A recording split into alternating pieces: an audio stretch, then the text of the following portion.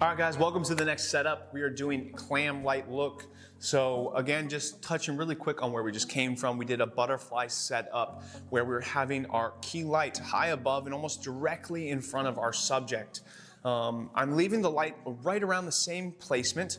Now, clam light is very similar to butterfly light. The big difference between butterfly and clam light is clam light really is, well, looking like a clam. So we're gonna be lighting our subject here with two sources predominantly. So we've got our key up top at a high angle, at about 45, shaping down and coming directly on our subject. And then what I'm gonna do is I'm gonna take this tube light, I'm gonna utilize this and light our subject from below. So again, this is gonna give us catch light, and again, it's gonna help further eliminate shadows.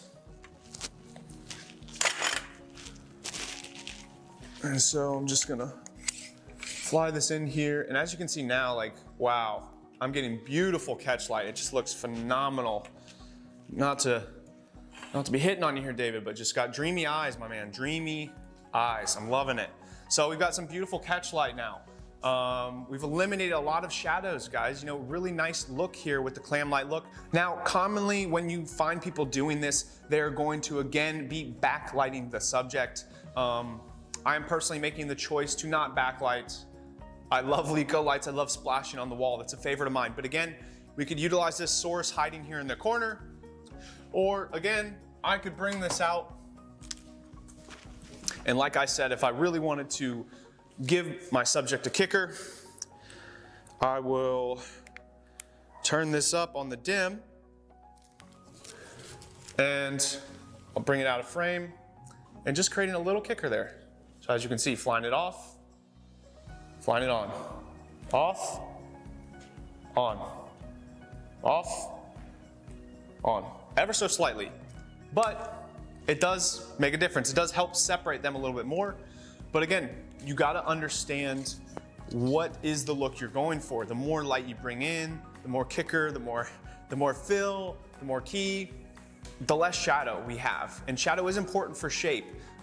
It's trying to find the right mixture. So again, just touching on the key characteristics for clam light, we have to have that clamshell look. The backlight is not so important. You don't have to have it. Personally, I enjoy utilizing backlight of some sort, either lighting up the wall, or again, using a hair light or kicker. But the key characteristics are having a key light, again, flying it up and pointing down at about a 45-degree angle. Now, the angle of placement you want the key light in relevance to our subject is almost around, directly in front of them, kind of like our camera here. I've got this at about a 70-degree angle and just slightly out of frame. And I'm doing the same thing with our clam light. So the clam light almost directly in front of camera, got it slightly in front of B cam as well, and just hitting right below. And this tube light, the TL60, is on about 30% right now. It's not super bright, just enough to fill in there and again, create a really nice catch light.